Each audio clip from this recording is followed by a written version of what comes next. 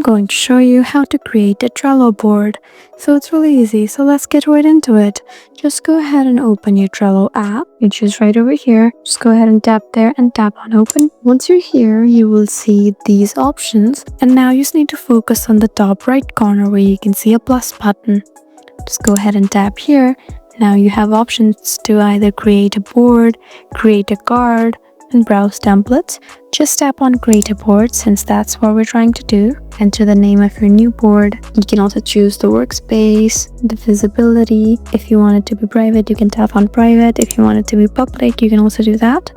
So have the options of background if you need a certain look to your board, and now tap on create. Now you can just add lists and customize it any way you want. And there you go, guys, that's how you create a Trello board. I hope this video was helpful for you. Please leave us a like and drop us a comment down below, and see you again in our next video. Thank you for watching.